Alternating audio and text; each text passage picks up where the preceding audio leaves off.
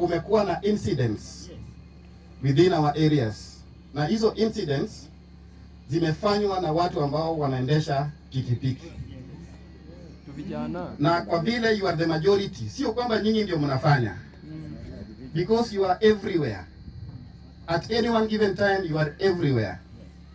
I want us to operate as a team and make sure that we nab these guys. We must arrest them. Yes.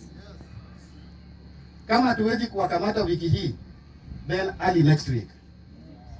If not tonight, then tomorrow morning.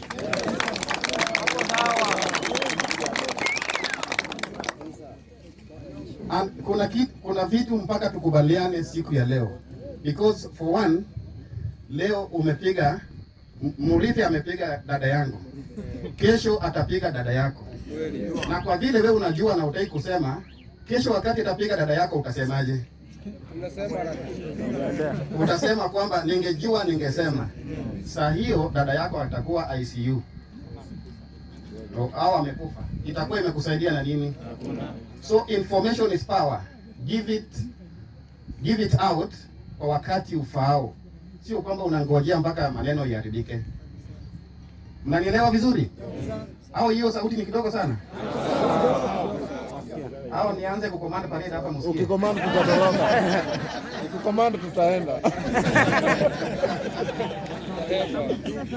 Haya. Nikikutana na wewe usiku umebeba watu watatu. Obviously utakuwa mwizi.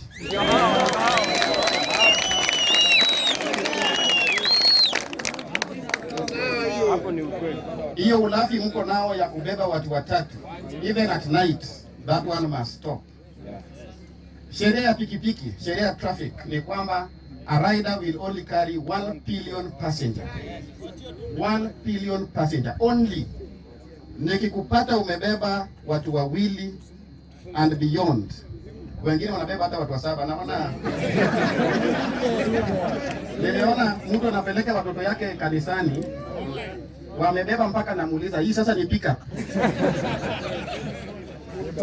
Lakini kwa vile amebeba Biblia, mimi namuonea tu huruma.